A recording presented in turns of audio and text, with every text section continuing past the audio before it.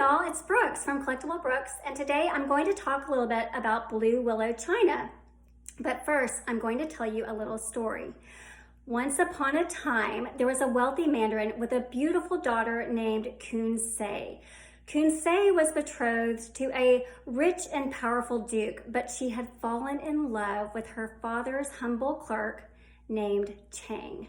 Obviously, this could not happen because of the difference in social class, and their love was discovered by her father, who banished Chang from the house and built a high fence to keep them apart.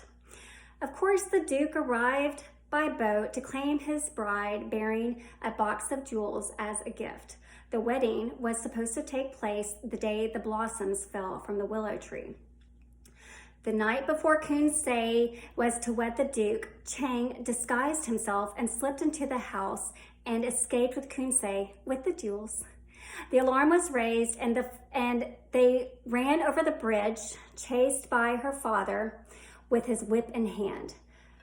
They escaped to the Duke's ship, which was convenient, and they sailed to a secluded island where they lived happily for years. But one day, the Duke discovered their hiding place and sent soldiers who captured and killed the two. But the gods, who were moved by their plight, transformed the lovers into doves. It's a sweet story. And I'm sure many of you are familiar with it, but did you know that this story was actually invented as a marketing ploy to promote the various willow patterns being made? The stories are thought to loosely be based on an old Japanese fairy tale called the Green Willow, and then also some ancient Chinese fairy tales about constellations that tell stories of lovers separated and envied by gods. And throughout the years, there have been many variations of this story, and there has been poems written about it, and there was even an opera written about it in 1901 called The Willow Pattern. So let's talk about Blue Willow China. So even though it looks Asian, Blue Willow actually originated in England. The first Blue Willow was made in 1780 by engraver Thomas Minton, who sold the design to Thomas Turner, who then mass-produced the pattern. This is an example of chinoiserie, which we've talked about before, which is just basically European or Western interpretation and depiction of Chinese art and culture. There are actually over 400 documented makers of Blue Willow in England alone, and there are 500 makers worldwide. Spode was an early English maker, and Buffalo China was the first American producer, and I have a piece of Buffalo China that's actually in my shop. You can see the hallmark there. This piece is probably from 1924, 1927. But even though it's been made in England and America, it's also been made in France, Sweden, Japan, Denmark, Germany, Thailand, and Puerto Rico. Go figure. Ironically, this pattern was not made in China until the 1980s. So what is the criteria? Blue Willow actually has certain criteria that it has to fit to be classified as actual Blue Willow. As you heard in the story, there has to be a bridge, and there has to be 3 people on the bridge. So there are lots of pieces out there. Here's one. This piece looks like Blue Willow, but if you look closely at the bridge up here, there's only one person. So this piece actually, even though it's English and it's antique, it's a Blue Willow style. What else? Obviously, there has to be a willow tree. So there's a weeping willow there. There has to be birds, a pagoda, an island, a boat, a fence, and Chinese pine trees. So there's a lot that goes into this pattern. There's also usually a border on the outside and on the inside rim. So obviously Blue Willow comes in blue, so blue and white, but it comes in a lot of other colors too. It comes in pink and red, green, brown, mustard, and then there are some multicolored combos called Gaudy Willow. This is one from my collection that I just love. And this has like a burnt orangish red with navy and gold accents, and then there's even a little green here.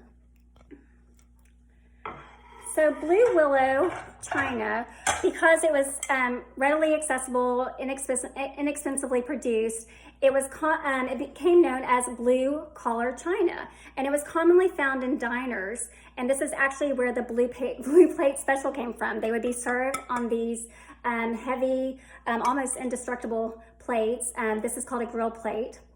The antique pieces, like from 1780 to 1820, those are usually highly valuable, along with the unique pieces. So collectors love to find the certain, like the covered dishes, the coffee pots. Those are all really neat. But it also comes in all kinds of different pieces. I've had in my shop, my favorite pieces have been a porcelain rolling pin. It was just darling.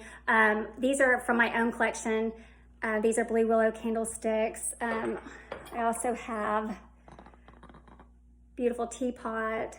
But my favorite pieces to collect are, this is from my collection, it's an antique lidded serving dish. And it's such a pretty piece, and I love the finial on top. I also have this really cool piece. I think it's a biscuit barrel, and it's marked Fenton, but it's a really cool piece. My family and I, we use the Churchill Blue Willow, which is just this, for our everyday. It's really pretty indestructible. It's dishwasher, microwave safe. My kids haven't broken a single piece of it. And I even use it for entertaining. Usually my friends come over and they always comment about how much they love it. So Churchill's a great everyday go-to, but also Spode still makes a great everyday collection, along with Johnson Brothers. So if you're looking to start a collection or looking for good everyday pieces, I love those as well. If you're looking for vintage and antique pieces, those are really fun to hunt for. I do have a lot in my shop currently, and just so you guys know, many of those pieces have been specially priced, since I knew I was going to talk about Blue Willow today. So you guys might want to go check it out. But that is Blue Willow today.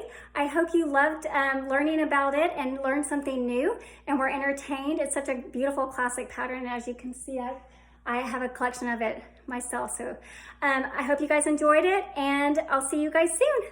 Bye.